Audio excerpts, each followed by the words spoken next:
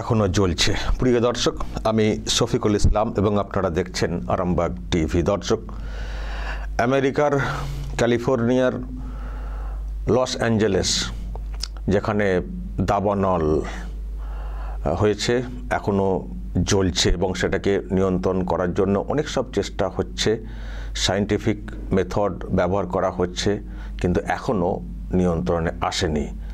সব পুড়ে ছাই হয়ে যাচ্ছে কার্যত। এবং এই যে লস অ্যাঞ্জেলেস, এখানে প্রচুর নামি দামি লোকজনেরা থাকেন, হলিউডের তারকারা সব থাকেন, তাদেরও সব বাড়িঘর পুড়ে যাচ্ছে। বহু মূল্যে তৈরি করা বাড়ি কিন্তু রক্ষা করা যাচ্ছে না, এমন একটা ভয়ঙ্কর দাবানল তৈরি হয়েছে। কিন্তু সেটাকে ফাইট করার জন্য নানান সব চেষ্টা চলছে, কিন্তু এখনও নিয়ন্ত্রণে সম্ভব হয়নি। দর্শক, আমি একটু ডিরেক্টলি কথা বলবো। ওখানেও আমাদের কিন্তু প্রবাসী বাঙালি আছেন। আমরা এখান থেকে হয়তো নানান সব মিডিয়াতে শুনছি, দেখছি, কিন্তু এক্স্যাক্টলি কি হচ্ছে, কি অবস্থা, কেন আগুন লাগলো, ওখানকার ভৌগোলিক অবস্থানটা কি, এইসব বিষয়ে ডিটেলস জানবো। ওখানে আছেন বাঙালি, আমি একজনের সঙ্গে যোগাযোগ করছি। দর্শক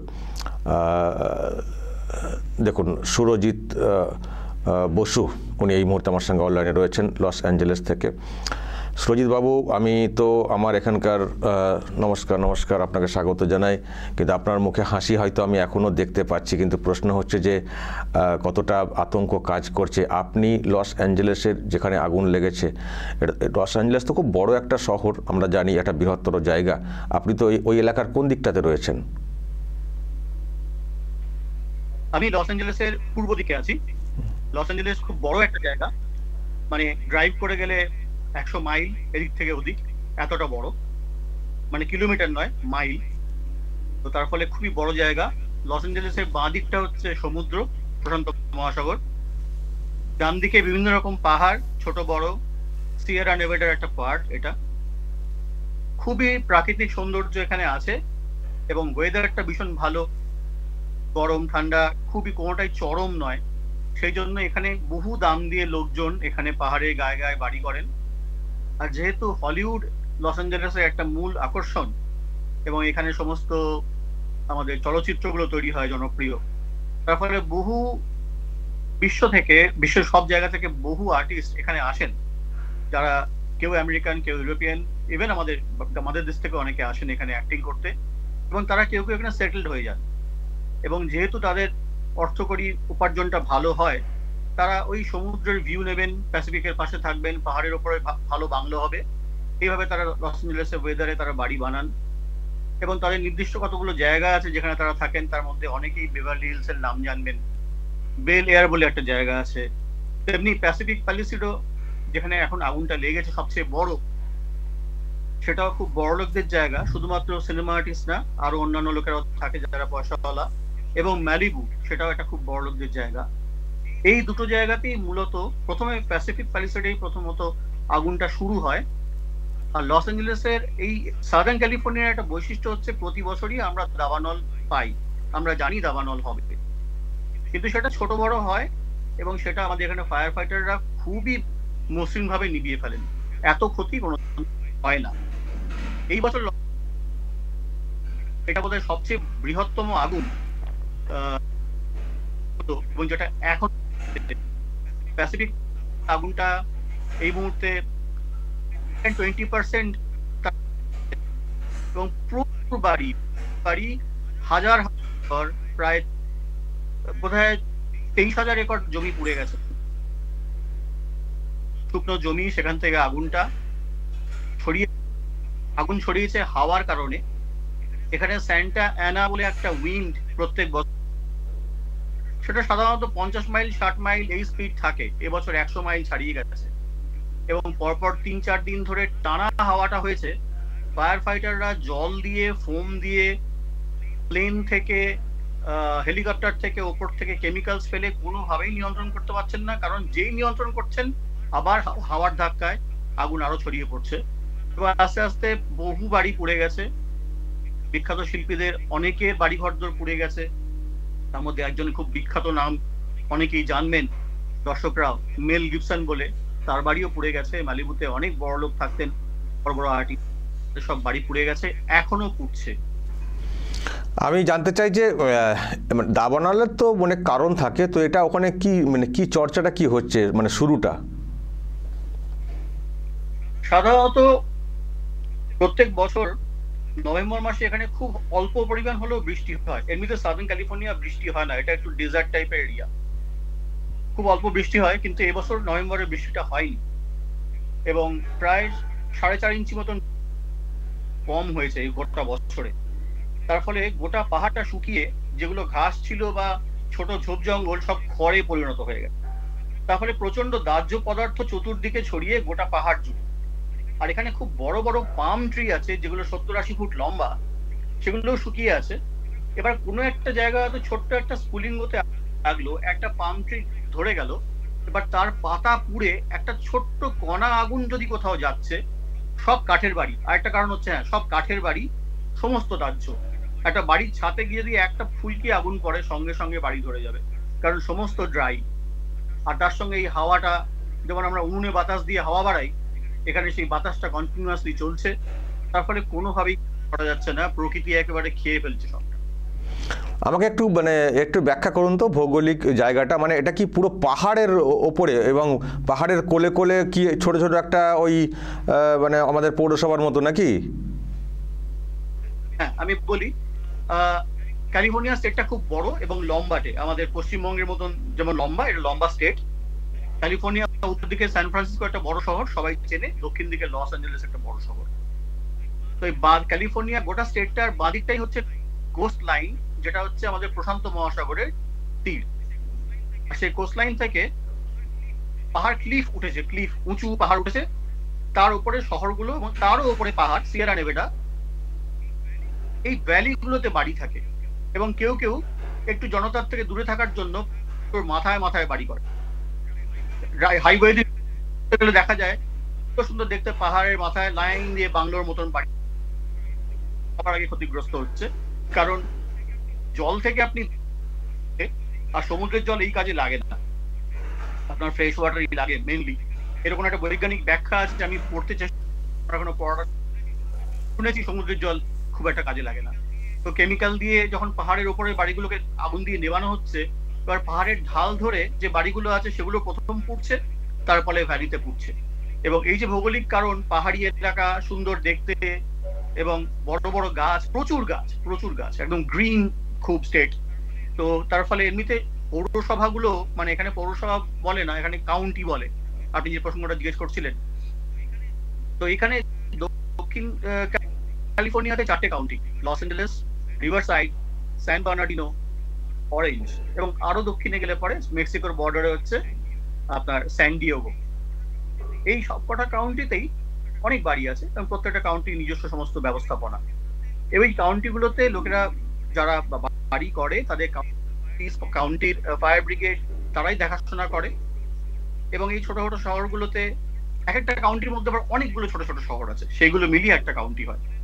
আপনি যদি বলেন লস অ্যাঞ্জেলেসে কটা শহর, আমি গুনে বলতে পারবো না, হয়তো 100 শহর আছে সব মিলিয়ে, পাহাড় ভ্যালি সব মিলিয়ে।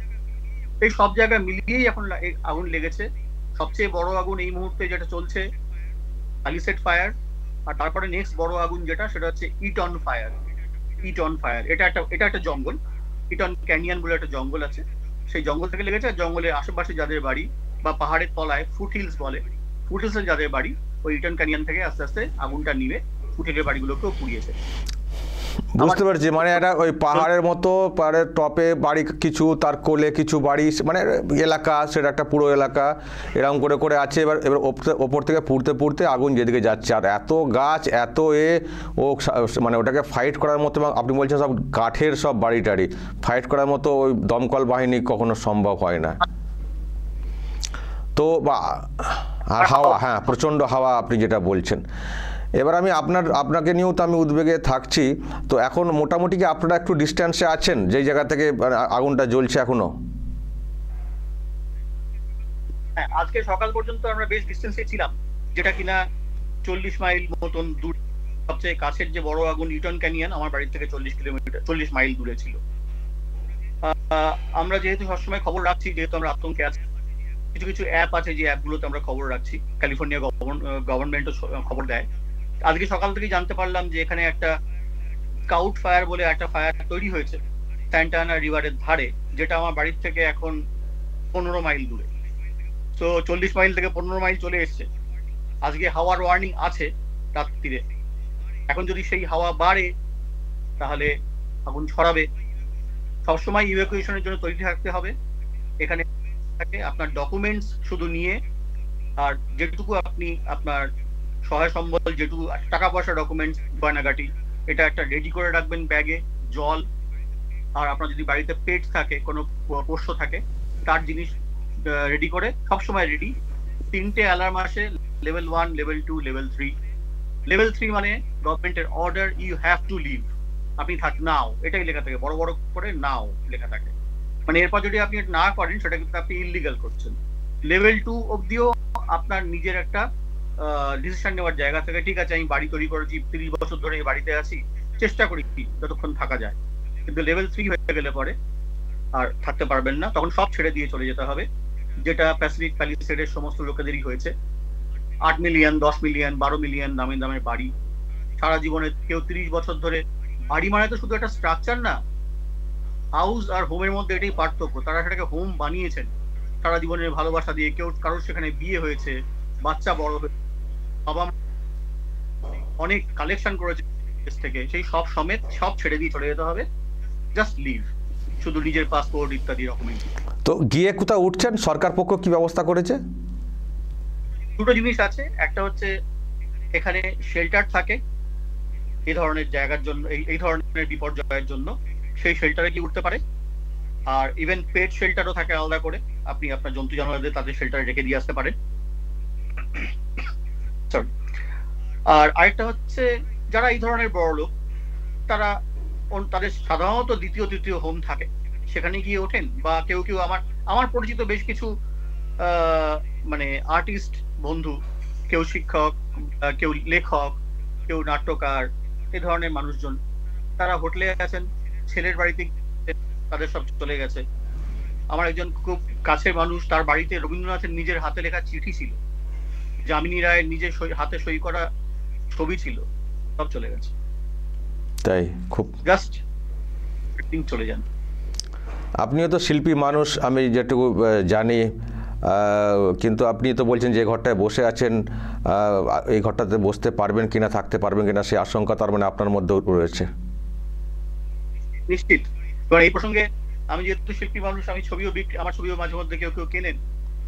প্যাসিফিক প্যালিসেডে একজন আর্ট বাঙালি ভদ্রমহিলা এবং ভদ্রলোক আফগানি, তারা আর্ট কালেক্টর সারা পৃথিবীতে। আমার একটা ছবিও তার দেওয়ালে ছিল, সেটাও নেই। বাড়ি যখন নেই, কোনো ছবি যখন নেই, আমারটাও নেই নিশ্চিত। বাড়িতে কে আছেন আপনি ছাড়া? আমি ছাড়া আমার স্ত্রী আছেন। তাহলে আপনাদেরকে ভাবতে হচ্ছে যে কি করব, মানে যদি 3 নম্বর অ্যালার্মটা এসে যায়, অ্যালার্ম। হ্যাঁ, সেটা ঠিকই।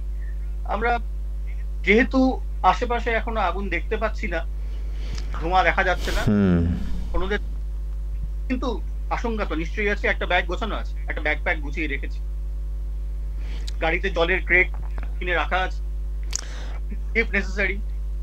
মানে এটা এমন একটা বিষয় যে মানে সরকারের কিছু করার নেই, মানে নেভানোর ক্ষেত্রে, মানে অসহায় অবস্থা, তাই তো?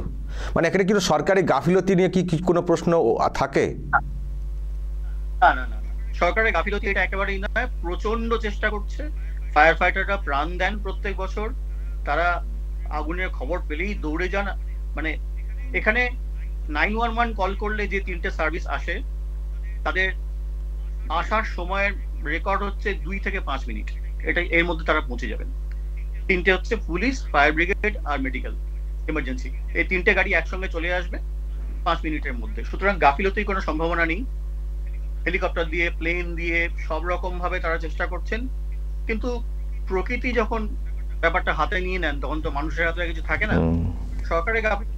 আর এখানে আরেকটা কথা বলে রাখছি, সেটা হচ্ছে যেমন শেল্টারের কথা বললাম, তেমনি ফেডারেল গভর্নমেন্টের, মানে আমাদের যেমন সেন্ট্রাল গভর্নমেন্ট, এখানে ফেডারেল গভর্নমেন্টের ফেমা বলে একটা ডিজাস্টার ম্যানেজমেন্ট একটা গ্রুপ আছে, যারা এইসব ক্ষেত্রে হারিকেন, টর্নেডো, ফ্লাড, ফায়ার, এগুলোতে যদি খুব ক্ষতি হয়, তখন তারা সেই জায়গাগুলোকে, সেই ইমার্জেন্সি জায়গাগুলোতে তারা তাদের ফান্ড আছে, তারা হেল্প করেন, তারা হয়তো বাড়ি গড়েও দেবেন এরকম কিছু, কিন্তু হোম আর হাউস হবে, হোম হবে না। আমি আপনার বাংলা বাড়ি কোথায়? আমাদের এখানে কোথায় কানেকশন কি? কলকাতায়। কলকাতায়?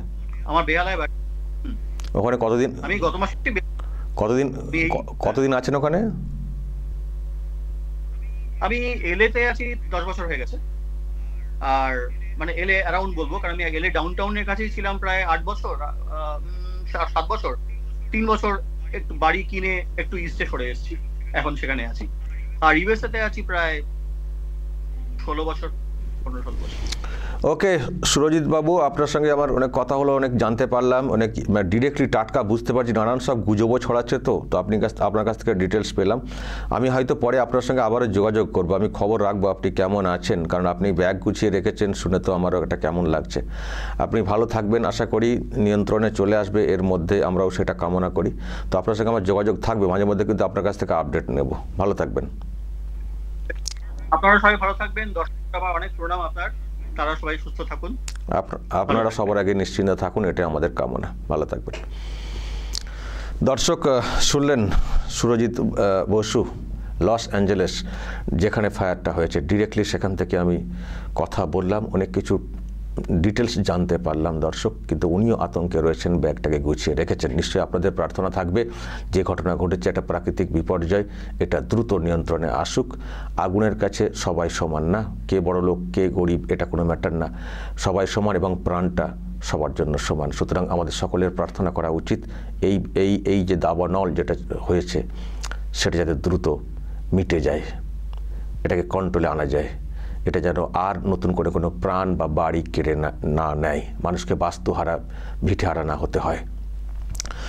দর্শক বলবেন যা বলার কমেন্ট বক্সে, নজর রাখবেন আরামবাগ টিভিতে।